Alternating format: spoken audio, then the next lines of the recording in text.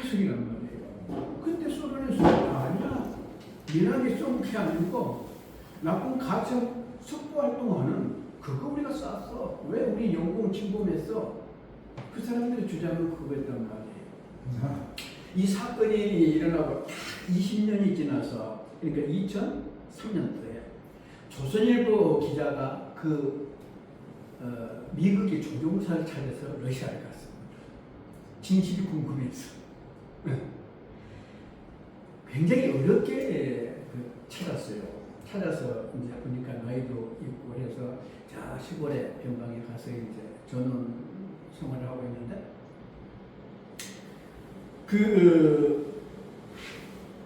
조선일보 기자가 거기 어렵게 그 조종사를 찾아서 이제 진실을 알고 싶어서 인터뷰를 요청했습니다. 거의 한 동안 이렇게 인터뷰를 한 게 그 해 그러니까 딱 20년 지난 2003년도요.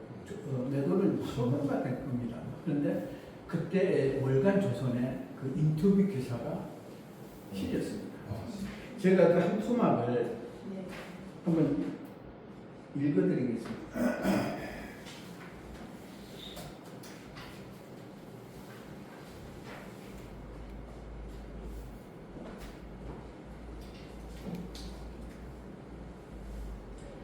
인터뷰 기사 중에 한 부분입니다. 칼 007기를 계속 추격하는 과정이었고 어느새 결국 스탈린 항구도시인 네벨리스크시 상공에까지 이르렀다. 이 순간이었다. 관제소로부터 두 번째로 격추하라는 명령이 하갈됐다. 그 순간 나는 전투기 속도를 바짝 내어 비행기 앞으로 타원을 그리면서 회전한 뒤 미사일을 발사했다. 처음 미사일은 날개 쪽에 달린 엔진에 명중했고 두 번째는 꼬리 부분에 명중했다. 첫 미사일 발사 때 폭발음에 이어 성광, 후폭풍 때문에 눈을 감았다. 약 0.5초의 순간으로 눈 깜짝할 새였다. 첫 미사일 발사 직후 발사 여부를 감지하지 못했고 2차 미사일을 발사한 후 미사일이 비행기에 명중하는 모습을 보았다. 순식간에 화염에 휩싸이는 모습을 본 이 비행기가 모습을 본 뒤 비행 기지가 있는 소콜 기지로 기술을 틀었다. 그리고 나서 목표물 격추, 임무 안수라고 지상 관제소에 보고했다. 이게 이제 그 조종사가 진술했던 그 내용입니다. 그러니까 칼기 007기가 소련 미국이가 발사한 미사일에 맞아 격추되었다는 것, 이것은 역사적 사실인 것이죠. 지금 조종사도 자기가 쐈다고 인정하는 것이고, 모두가 동의한 거예요, 전 세계가. 근데 이제 한국과 미국은 왜 미나리 쐈냐? 이렇게 묻고, 소련은 왜 우리 영공을 침범했냐? 미나리가 아니고 촉구활동을 하는 정찰기였다. 이렇게 말을 했단 말이에요. 그러니까 같은 사건을 두고 팩트는 하나인데 이렇게 해석이 다른 거예요. 그래서 한국은 이 사건을 희대의 여객기 격추 사건으로 기록을 했고 소련은 탁월한 비행술과 사격술로 촉발동을 하는 적의 정찰기를 격추한 사건으로 이렇게 정리를 했습니다. 그러니까 해석에 따라서 같은 사실이 이렇게 다르게 인식될 수 있다 하는 것이고요. 또 우리 역사 속에서도 이런 거 있지 않습니까? 동학혁명. 제가 어렸을 때만 해도 동학난이라고 이렇게 배웠어요. 동학난. 전공중이 나쁜 놈. 그래서 네. 그런데 이게 지금 학생들 책에 동학운동으로 좀 표기돼서 소개되고 있어요. 이게 YS 정권 때 역사 바로 세우기 했잖아요. 그때 역사를 재해석했던 것이죠. 그리고 비슷한, 그러니까 난과 혁명은 완전히 다른 거잖아요. 난은 전공주의가 반란과 개수가 되는 것이고 혁명은 영웅이잖아요. 비슷한 사건이 5.16도 마찬가지예요. 이게 구테타냐? 혁명이냐? 지금까지 초기에 우리는 혁명으로 그렇게 공부했어요. 근데 역사는 이제 역사 바로 세우기 그 운동하면서 오히려 또 분석 구태에 따라 규정을 했단 말이에요. 그러니까 어떤 그 해석에 따라서 이렇게 사건이 영웅이 되기도 하고 역적이 되기도 하고 이럴 수 있다는 얘기예요. 역사가 그런 것이라는 것입니다. 그러니까 역사를 볼 때는 반드시 어떤 그 다른 사관, 역사관이 필요하다. 그래서 제가 왜 이런 얘기를 하냐면 그리스도인으로서 역사관은 어떻게 하는가? 역사를 보는 그 시각이 그리스도인들에게는 가장 먼저 성경적인 역사관이 필요하다. 저는 그렇게 보는 것입니다. 그래서 그러면 성경의 이 역사관은 어떤 것인가? 조금 성경의 그 역사를 좀 개발해 보겠습니다. 목사님들 앞에서 조금 쑥스럽지만 한번 해보겠습니다. 우리 학생이 학생. 그 창세기 1장 1절에 베레시트 바라, 베레시트 바라 엘로힘 하잖아요. 태초에 하나님이 천지를 창조하시니라 할 때 베레시트 그게 태초, 영어로는 in the beginning 그렇게 번역이 됐어요. 그 태초의 지점, 창조 지점입니다. 이 지점은 시간과 공간의 시작점입니다. 예. 그 전에 성경에 보니까 아무것도 없었어. 없었는데, 그러니까 이 지구상의 시간과 공간이 존재하기 시작한 시작점이 성경에서 말하고 있는 레시트랍니다. 태초. 그래서 그 점은 시간과 공간의 시작점이고 일반사의 시작점입니다. 네. 이게 창조 시기라고.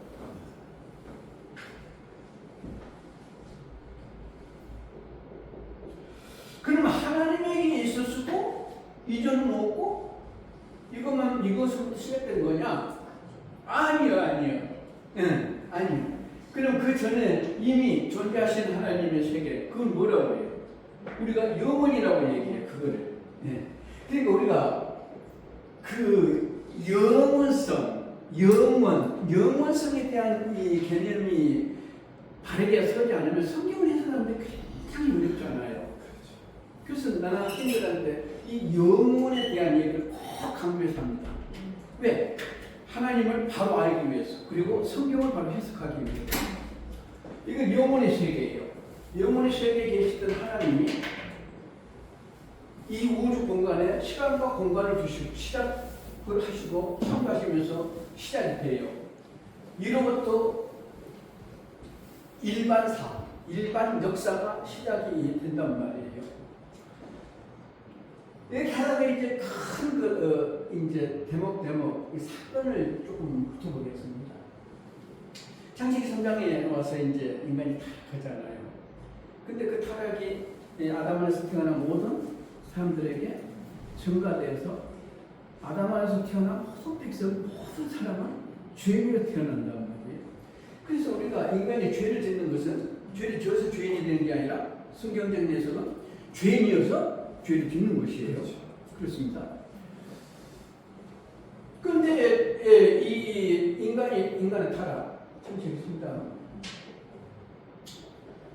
근데 인간의 타락이 계속 이렇게 더 심해지고 하나님 보시기에 인간을 지은 것을 한탄할 정도로 형편없이 타락해. 그래서 하나님이 안 되겠다. 물론 심판을 하시는 그 사건이 노아 홍수예요. 노아 홍수가 어느 정도 시기일까요? BC 한 2300년 내지 한 2500년 정도로 보고 있습니다. 그러니까 일반 과학에서는 이 여시점, 시작의 시점을 뭐 100억 만년 전 뭐 어쩌고 하지만 성경의 역사는 그렇게 성경에서 말하고 있는 이 세상의 역사는 그렇게 길지 않습니다. 약 한 4000년, 1300년만 4000년 정도로 이렇게 보고 있습니다. 성경학 때문에 그걸 계산했나 봐. 성경에 보면 누가 몇 살 살고 몇 살 살고 이렇게 계속 계산해보니까 그 정도 되더라는 것이에요. 그래서 이제 새 세상으로 다시 이렇게 했는데 그렇다고 이렇게 세상이 깨끗해진 게 아니라 다시 깨끗했네. 그렇습니다. 그래서 이제 그러니까 이 성경의 역사는 인간 타락으로부터 성경의 역사는 죄의 문제를 해결하자는 역사입니다. 성경이 좀 보여주는 것은 죄의 문제가 얼마나 중요한가. 하나님 그걸 성경 통해서 보여주고 있는 것이에요. 계속 죄가 창성해, 발전해, 더 심해지고 해. 그래서 그 개인을 통해서, 부족을 통해서, 가족을 통해서, 부족을 통해서 하나님이 어떤 하나님의 역사를 보여주시고자 하십니다. 그래서 누구를 부르냐면 아브라함을 부르네. 아브라함. 이때가 언제쯤 될까요? 아브라함은 약 한 BC 2000년경의 사람입니다. 네. 정확하게는 나도 모르겠습니다. 약 한 대충 그렇다는 얘기예요. 그래서 이제 아브라함 시대 이삭, 야곱 이렇게 하고 가족이 이제 그 요셉을 통해서 애굽으로 이제 애굽 시대가 또 시작이 되잖아요. 애굽에서 430년 동안 사고 나서 하나님이 모세를 등장시킵니다. 모세를 등장시켜서 내 백성 구원하라고 하죠. 하나님 나 못 갑니다. 입도 뻣뻣하고 아이고 주상들보다 나은 것도 없고 하는데 왜 하필이면 나를 보냅니까? 나 못 갑니다. 세 번이나 거절하지요. 기적이 이제 얻어맞고 그냥 갑니다. 하나님 가기는 가겠는데 그러면은 내가 가서 이렇게 뭐라고 얘기할까요? 백성들한테 누가 보내서 왔다고 할까요? 믿지 않을 텐데 그때 하나님이 자기 자신을 소개해요. I am that I am. 스스로 있는 자가 보냈다고 해라 하면서 자기 자신을 I am that I am that I am 존재 있다 이렇게 자기 자신을 그러니까 하나님은 스스로 존재하시는 하나님 존재하시는 그런 분이시죠. 그래서 결국 이제 모세를 통해서 이렇게 출애굽을 시킵니다. 그리고 이제 뭡니까 요한을 통해서 이렇게 여호수아를 통해서 가나안을 정복하게 되고 여호수아가 죽고 나니까 어떤 시대가 오죠? 사사 시대가 오죠. 사사 시대는 이거 참 그 이스라엘 백성들이 살기 좋을 때는 하나님을 떠났다가 기지개 또 얻어맞고 회개하면서 하나님에게로 돌아오고 다시 평화가 오고 뭐 번영하고 그러니까 살기 또 배부르니까 하나님을 또 떠나고 또 얻어맞고 또 이게 차갑게 풀리는 그런 역사 그게 이렇게 좀 이어지다가 그리고 가다가 이제 어떻게 하죠? 우리에게 왕이 없으니까 이렇습니다. 왕을 주십시오. 그래서 세워진 게 누구예요? 사울하고 아닙니까? 사울은 처음에 잘하더니 내가서 또 욕심 부려가지고 그러니까 자기 분수를 자기 그 포지션을 잘 인식한다는 게 참 중요한 일인 것 같아요. 하나님 앞에서 또 사람 앞에서도 목사들이 가끔 가다가 자기 분수를 이루고 있잖아요. 어디 가서든지 선생들하고 하고 같이 나가고 그런 영향이 있지요. 좀 조심해야 될 그런 일이라고 생각합니다. 어쨌든 하나님에게서 이렇게 하나님이 사울에게서 영을 떠나게 하고 다시 이제 이 왕위가 다윗에게 이제 넘어갑니다. 그리고 다윗에서 솔로몬. 이 세 왕의 시대를 우리가 역사적으로 통일왕국 시대라고 이렇게 얘기합니다. 근데 솔로몬이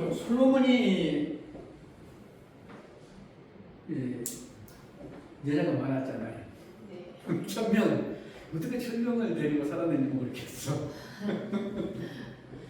근데 솔로몬을 보면 이방 신들, 그러니까 이방 여자들, 그 1000명 중에는 많은 그 여자들이 이제 그 식민지, 뭡니까? 그 점령국으로부터 이렇게 가지고 이제 왕국, 점령국 왕의 불모를 이렇게 데려온 여자들, 되게 그런 여자들이 많이 있었잖아요. 근데 이 여자들이 몸뚱아리를 놓은 게 아니라 자기들이 섬긴 신을 갖고 왔단 말이에요. 그러니까 왕궁에 이방 신당이 씌워지고 이런 짓을 하게 되는 거죠. 결국은 통일왕국이 찢어집니다. 북왕국과 남왕국으로. 이스라엘, 이건 뭐예요? 유다. 성경 역사를 보면은 이 이걸 이제 분열왕국 시대라고 하잖아요.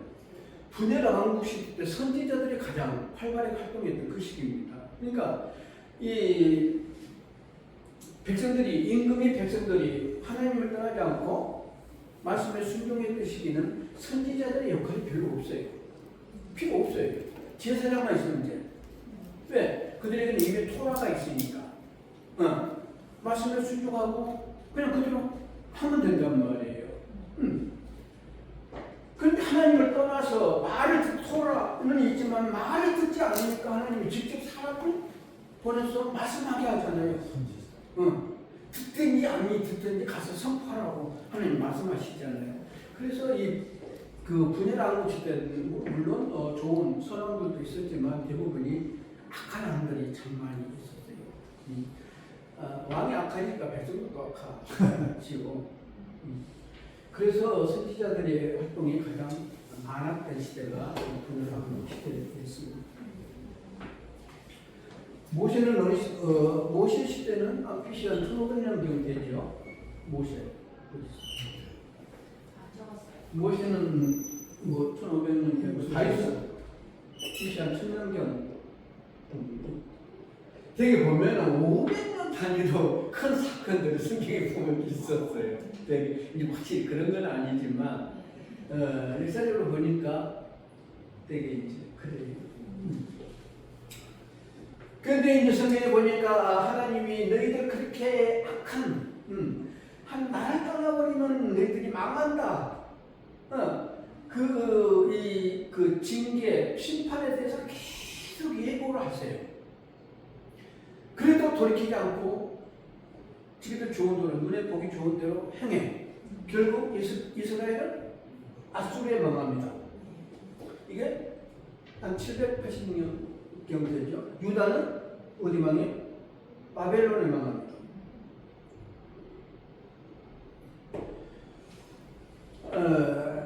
이스라엘이 아수르에 망한 것은 그 당시에 아수르가 최대의 제국, 강력한 제국이었습니다. 그런데 그 사이에, 여기는 한 570년경 되죠. 유다가 망한 것은 한 200년 사이에 아수르가 바벨론에 망했어요. 그래서 유다는 아수르에 망한 게 아니라 바벨론에 망하게 된 것이죠. 이게 망한 게 BC 한 700년경에서 500년경 이렇게 되죠.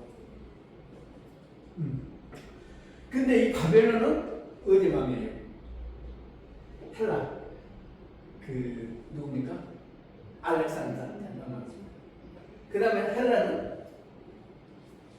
로마한테 망합니다. 그래서 이 로마 시대 때 예수님이 오시게 됐죠. 그래서 이제 일단 여기를 조금 이제 준비했습니다.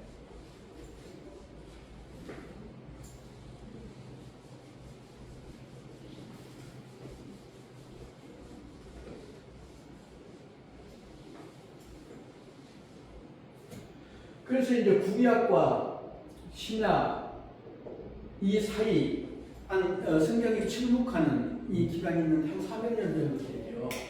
이걸 우리는 중간기라고 이렇게 얘기를 합니다. 그런데 여기서 중요한 사건 하나 우리가 기억해야 되는 게 있죠. 뭐예요?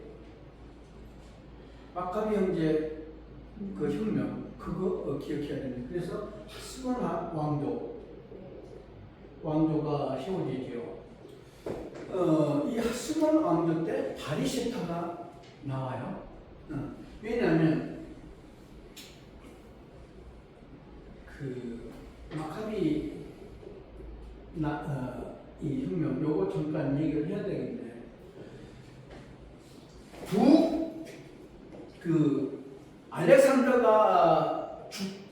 알렉산더가 굉장히 빠른 나이에 죽습니다. 이게 젊었을 때. 그런데 알렉산더가 자기 왕조를 세우지 않았어요. 그래서 죽고 나니까 자연스럽게 신국 부하 4사람에 의해서 그 지역이 쪼개져서 4국가로 이렇게 나눠졌습니다. 근데 결국 그게 2개로 합쳐져요. 북왕국과 남왕국. 북왕국은 셀루쿠스 왕조가 통치하게 되고 남왕국은 후텔르무이. 그래서 여기는 아수르 저 우회 편이 되고 여기는 어디 이집트, 애국, 이집트 그걸 중심으로 이렇게 되지요. 보세요. 이 지중해가 이렇게 있고 예루살렘 이제 유다가 있고 여기가 그 셀루코스 북왕국, 여기가 뭐예요? 남왕국, 이집트 중심의 남왕국. 사이가 안 좋아. 맨날 끝까지 물고 싸우고 전쟁을 해요. 여기가 이기면 여기 유다는 여기에 속국이 되고 여기가 이기면 여기 속국이 되고 항상 피곤해요. 한 번이 이제 안티코스 4세 에피파네스인데 에피파네스가 여기에 전쟁을 하러 원정을 갑니다. 그런데 그 승리하지 못해요. 만족스럽지 못한 그런 결과를 가지고 돌아가면서 예루살렘에서 북투를 합니다. 성전에 돼지물을 걸어놓고 돼지 피를 성전에 벽에 뿌리고 이런 형편없는 짓을 해요. 성전을 더럽혔어요. 그것도 끝난 게 아니라 안식일 지키는 것은 유대인들에게 있어서 정말 생명처럼 이렇게 지키는 거 아니에요. 안식일을 못 지키게 합니다. 그러니까 일체 종교적 유대 종교적 행위를 금지시킵니다. 보다 못한 변돌이 제사장이 반란을 일으킵니다. 안티코스 4세, 그러니까 에피파네스의 그 권위에 대해서 반란을 일으킵니다. 그런데 그 시대, 그 제사장 시대에는 그게 완성하지 못하고 그 자녀들의 시대에 이 혁명이 완성이 됩니다. 그게 자녀들이 마카비 형제예요. 그래서 이때로부터 이게 한 160년 정도 되죠. 마카비 혁명. 한 100년 정도, 약 100년 정도 루디 왕국으로 있게 됩니다. 그러다가 이제 로마에 이렇게 완전히 승리가 되죠. 루데 절기 중에 수련절이라는 게 있습니다. 수련절? 수련절은 성경의 절기는 아니죠. 그런데 유대 사회의 수련절이라는 이게 뭐냐면 이때 더럽혀진 성전을 깨끗게 정화하고 그거를 기념해서 수련절로 이렇게 그들이 지키고 있습니다. 이 중간기, 이 400년 동안의 중간기 동안에 일어난 마카비 혁명, 이거는 좀 기록을 해드려야 될 사건입니다.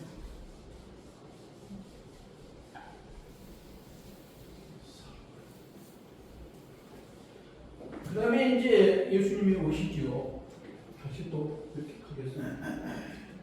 예수님이 오시고 예수님의 십자가가 있고 부활이 있고 교회가 이때부터 시작이 되는 것이고 이때부터 쭉 와가지고 내가 있습니다. 여기 내가 지금 그런데 내가 있기까지 여러 교회 시대에 이런 그 역사도 있지요. 역사를 되게 이제 고대사 중세 그 다음에 종교개혁 시기 그 다음에 근대 현대 이렇게 구분을 합니다. 근데 이제 역사라는 게 여기까지 뭐 툭툭 이렇게 두부 자르듯이 그렇게 하기가 참 어렵죠. 흐르는 시간 속에서 일어난 일들이니까 요거 없이 여기서 뚝 떨어져서 만든 건 아니잖아요. 그러나 큰 사건 이런 것들을 중심으로 조금 이렇게 편의상 구분을 하는 그런 것이죠. 때기 이제 고대사는 교회 초기부터 한 6세기 전, 한 500년대 정도까지를 고대사라고 보죠. 그러니까 교구시대 때까지는. 그 다음에 이제 중세가 시작이 되는데, 중세는 한 6세기 정도 보는 거죠. 6세기부터 종교개혁 이전 16세기 1517년 이때까지를 중세, 약 1000년이 중세 시기입니다. 그리고 이제 1517년부터 종교개혁 시기를 조금 이것도 좀 다릅니다. 루터교 쪽에서는 왁스버그 화의, 이게 로마 카톨릭으로부터 그 루터파만 먼저 종교로 인정을 받습니다. 이때 개혁파라든지 찌병리파, 제세파 이쪽에서 야 우리도 같이 가자 요청을 하는데 루터파가 아니야 우리만 가 하고 그냥 간다는 거죠. 그래서 루터파가 나는 루터를 좋아하지만 그런 점에 대해서는 너무 폐쇄적이고 조금 이렇게 배타적이다 그런 생각을 가지고 있습니다. 실제로 신학이나 이런 부분에 목회에 실제 있어도 그런 부분이 좀 있습니다. 그래서 그런 부분은 저는 동의하지 않는 부분이에요. 그리고 이제 그래서 그 루터파는 먼저 이제 왁스버그 화의에 의해서 먼저 종교도 인정받지만 그 뒤로도 한 100년 정도 이런 소위 레폼드라고 하는 개혁파들은 더 피를 흘립니다. 그게 베스트팔리아 화의가 있을 때까지. 그러니까 종교 개혁사를 본 이제 루터파 쪽에서는 루터 왁스버그 때까지 종교 개혁 시기로 보는 것이고 이쪽 레폼드 쪽에서는 그 베스트팔리아 그때까지를 종교 개혁 시기로 보는 거. 이거를 이제 근대사 이렇게 현대사 이렇게 봅니다. 그런데 여기서 이제 제가 좀 얘기하고 싶은 것은 이 성경, 신학, 성경, 신학이 변질되기 시작한 게 가장 먼저 예수님의 인격에 대해서 논쟁을 시작합니다. 야 예수님이 이게 하나님이냐 사람이냐? 네. 그러니까 그래서 이제 하나님이야 동일 본질. 아니야 이게 하나님의 성품을 가지고 있는 것 같지만 그래 진짜 하나님은 아니고 비슷한 정도야. 그래서 유사 본질. 유명한 이제 논쟁이 시작이 되는데 아다나시우스와 아리우스 논쟁이 그겁니다. 아리우스 둘 다 알렉산드리아 쪽의 사람인데 아리우스는 안디옥 쪽에서 활동을 했고 아다나시우스는 알렉산드 쪽에서 알렉산드리아 그쪽에서 알렉산드리아는 어디예요? 저기 이집트 쪽 그쪽이잖아요. 그쪽에서 활동했던 사람인데 아리우스는 유사본질을 주장했습니다. 호모 이우시우스. 그러니까 이게 호모 우시우스는 동일본질이고 호모 이우시우스는 유사본질. 이오타 요 하나 때문에 의미가 이렇게 달라지는 거예요. 그래서 아리우스는 유사본질이라고 해요. 야 어떻게 하나님 아니 사람이었지 어떻게 하나님일 수 있어. 그러나 좀 여러 가지 도덕적으로 이렇게 또 윤리적으로 이렇게 존경할 만하고 죄가 없고 좀 경건하고 그래서 그런 거 신성을 일부러 가지고 있었지만 본질적으로 그는 하나님이 아니고 하나님하고 비슷한 그런 존재다 이렇게 주장을 했습니다. 아다나시우스는 그에 대해서 전적으로 정면으로 반박했습니다. 아니야 하나님이야. 이게 이 하나님이냐 그러니까 유사 본질이냐 동일 본질이냐 하는 문제는 삼위일체 하나님에 대한 삼위일체 논쟁을 일으키는 이런 그 논쟁이 되는 것이에요. 만약에 유사 본질이면 성경 하나님이 아니없이 되는 것이에요. 성경 하나님이라고 얘기하잖아요. 그래서 이게 이제 각자들이 이제 싸움을 합니다. 그런데 이 시기에 정치적으로 어떤 변형이 있었냐면 콘스탄틴이 로마를 통일하는 시대였어요. 그게 312년이었습니다. 그러니까 통일을 해놓고 보니까 콘스탄틴은 로마의 통일된 하나의 국가, 강력한 국가 이것을 목표로 하고 있는데 아니 종교적 논쟁 때문에 이게 하나가 되기 어렵단 말이에요. 그래서 교회 지도자를 모읍니다. 처음에 이제 이때 통일을 하고 313년에 일단 콘스탄틴이 기독교를 공인을 합니다. 종교로. 그 전에는 종교 자체가 아니었어요. 그거 믿는 사람들은 잡아 죽일 이단자들이고 신생 종교 집단이었단 말이에요. 이게 네로 황제 때부터 계속해서 핍박당하는 로마 정치적 핍박의 대상이 됐던 게 기독교의 그때 상황이었단 말이에요. 근데 콘스탄틴이 와서 13년에 아니야 너희들도 종교에 하고 인정해 줬어.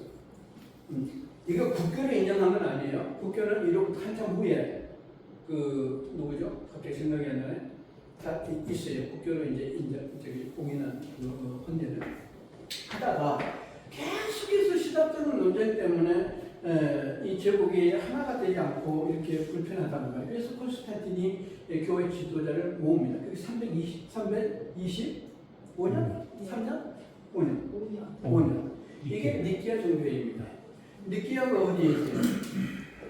이스탄불이 있고 옛날에 콘스탄티노플 지역이 이쪽입니다. 동로마 수도. 콘스탄틴이 이쪽 옮기죠. 동로마 수도를, 로마 수도를. 니끼아가 이제 이쪽으로 있는데 이게 동방 교회와 서방 교회 지도자들이 모이기 좋은 그런 지역이 있습니다. 그래서 니끼아에 모여서 공의회 종교 회의를 지도자 회의를 열었는데 그게 유명한 니끼아 종교 회의 공의회 이렇게 부릅니다. 여러 가지 이때 다룬 몇 가지 중요한 사건들이 있습니다.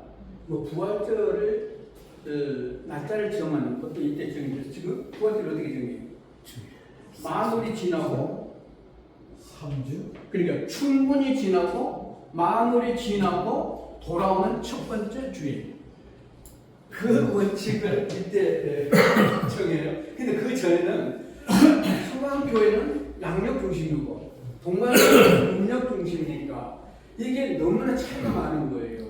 부활절 날짜를 정해놓고 서로 이렇게 안 받는 거예요. 그래서 가장 이제 같은 날짜를 정하자고 음력과 양력 그 기준점을 잡은 게 그거였어요. 여러 가지 있는데 이때의 핵심은 아다나시우스와 아리우스 논쟁을 하나로 묶는 것입니다. 그래서 콘스탄틴이 그런 이게 분열된 논쟁을 없애고 이렇게 하나로 이때 이 공부에는 아리우스를 이단으로 정죄하고 아다나시우스를 들어줍니다. 그리고 모든 교회의 동일본체 하나님 이것을 선포하게 합니다. 그런데 니끼아 종교회의도 여기서 이제 만들어진 게 니끼아 신조가 나오잖아요. 회의 끝나고 이제 니끼아 신조를 발표를 했어요. 근데 니끼아 신조도 이게 그날 완성된 건 아닙니다. 그 뒤로 니끼아 종교회의가 두 번에 더 있습니다. 니끼아 콘스탄티노플 회의, 그 다음에 칼케도 회의. 니끼아 종교회의 325년에서부터 이게 약 100년 정도 걸렸다고 그랬죠. 근데 콘스탄티노플 회의, 켈라티 회의 이때까지는 다 해서 완성된 게 니케아 신경, 신조 그게 완성된 겁니다. 첫 번째 니케아 종교 회의에서는 그러니까 예수님의 그 인격이죠. 하나님이냐 비슷한 유사한 본질이냐 이거 가지고 논쟁했고 그 뒤로 그러면 성령 하나님은 조금 열등하냐 하냐 이거 가지고 논쟁을 했어요. 그래서 이때 성령에 대해서도 성령은 아버지로부터 발출되시고 지금 우리는 아버지와 아들로부터 발출되시고 이렇게 하지요. 근데 처음에는 아버지로부터 발출된 것을 했어요. 다음에 여기 기회가 되면 또 말씀드리겠습니다. 그 아버지와 아들로부터 발출되었느냐, 아버지로부터 발출되었느냐 이거 가지고 사실 동방교회와 서방교회가 찢어지는 중요한 신학적인 논점이 됩니다. 그 다음에 이제 이걸 가지고 그러니까 성령님은 아버지와 성령 하나님, 성부와 성자 동동한 하나님이시고 아버지로부터 발출되시고 이런 거를 그 신조서에 넣게 돼요. 이게 해결되고 나니까 다음에 또 어떤 문제가 발생하냐면 그러면 저기 그 예수님 그리스도의 그 성품 인격이 신성과 인성이 있는데 아무래도 인성보다는 신성이 좀 더 우월하지 않겠냐 요거 가지고 또 논쟁을 합니다. 이 문제를 해결하기 위해서 소집된 회의가 크게끔 회의였습니다. 이것까지를 정리해서 나온 게 니케아 신조, 우리가 지금 가지고 있는 니케아 신조입니다. 니케아 신조는 고대 3대 신조 중에 하나이지요. 여기 끝나니까 500년대에 와서 어거스틴과 펠라기우스 논쟁이 시작이 됩니다. 어거스틴은 구원이라든지 이런 문제가 순전히 하나님 은혜다. 하나님 은총을 강조했고 펠라기우스는 아니야. 사람의 이성. 자유의지가 인간에게 자유의지가 주어졌는데 우리는 내 의지를 내가 결정할 수 있어. 그래서 실제로 펠라기우스는 원죄술도 부정했던 사람이에요. 그래서 어쨌든 결과적으로 뭐 자세히 말씀드리기는 좀 그렇고 펠라기우스는 그때 정죄당하고 이제 어거스틴 그 주장이 이제 정통 신학으로 자리를 찾게 됩니다. 이 어거스틴의 그 신학 이게 애정도 포함되어 있습니다. 이게 이제 그 16세기, 15세기 와서는 영국의 옥스퍼드 누구?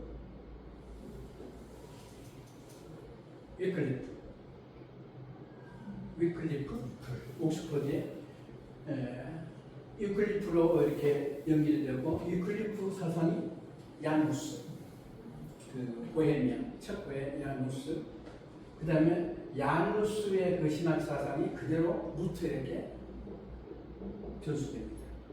그 다음에 루터의 이렇게 칭의 예정 이런 부분들이 켈빈과 루터 신학을 이렇게 경계를 자꾸 두고 벽을 쌓는 이런 학자들이 있고 하는데 저는 그것은 잘못된 시각이라고 봅니다. 켈빈이 그런 루터에 대해서 호칭을 어떻게 하냐면 하나님의 위대한 종, 나의 위대한 영적 아버지 이런 호칭을 썼어요. 아니 신학이 다른데 그런 호칭을 썼을까요? 나는 루터 신학, 칭의 신학, 특히 칭의 사상 이것을 가장 정확하게 개성하고 있는 사람이 켈빈이라고 보였습니다. 그 신학 사상에 자기의 성화, 성령 역사를 통한 성화, 그 부분을 강조하고 있는 게 켈빈 신학의 그 중심이다. 이렇게 보고 있고요. 시간이 다 되고 어쨌든 이렇게 그렇게 가다가 이제 종교개혁, 16세기 때 종교개혁이 일어납니다. 그러니까 1000년 동안의 중세 그 교회 신학은 스콜라 신학이었습니다. 스콜라 철학의 영역, 철학하는 방식을 신학에 그 차용해서 그대로 철학하는 방식으로 하나님이 존재를 증명하려고 해요. 응. 아니 뭐 이런 게 뭐 할 수 있으면 되지. 근데 하나님은 무한이고 인간은 유한인데 유한이 무한을 알 수 있어? 네. 이거는 한계가 있을 수밖에 없는 것이잖아요. 그런데 토마스 아퀴나스로 중심이 그러니까 토마스 아퀴나스가 중세 신학을 총 결산한 그러니까 집대성한 신학대전을 썼던 사람이잖아요. 근데 이제 그런 신학을 했단 말이에요. 근데 이런 신학이 얼마나 하나님으로부터 멀어지고 그 다음에 성경의 그 진리, 원리를 떠나버렸냐 하면 완전히 심창에 갖다가 넣어버린 거예요. 복음이 없어, 복음이. 모양만 있고 이게 내용 완전히 그들의 신학 그리고 신앙이라고 하는 것은 그냥 화석같이 그냥 이렇게 굳어져 버려요. 형식만 나오면 이런 식이었다. 율법주의, 유대주의 이런 거. 그 다음에 이 교회적 어떤 율법주의. 교회적 율법주의라는 게 율법으로 이렇게 뭡니까? 이렇게 거둬버린 게 아니라 교회가 이제 중세 교회가 만들어놓은 칠성례 여기에 성도들로 완전히 가둬. 신앙생활이 성도들에게 뭐 성경이 주어지고 성경이 없었어요. 그들에게 성경을 가질 수가 없었어요. 경제적으로 가질 수도 없었고 지금 뭐 이렇게 책이 인쇄술이라는 게 없었으니까 다 양피에다가 이렇게 필사한 거지. 필사한 거니까. 그리고 또 그러면 그런 성도들한테 알아들을 말로 알아들을 수 있는 말로 좀 읽어주든지 그것도 아니고 알아들을 수도 없는 라틴어로 그냥 신문다 이렇게 중얼거리고 그게 성경이 있게 했다고 한단 말이에요. 그러니까 성도들이 이 성경을 접할 기회가 없었던 것이에요. 여기서부터는 이제 종교개혁이 왜 일어나는가, 종교개혁 원인, 또 이제 종교개혁이 하는 의미, 이런 부분들을 참 시간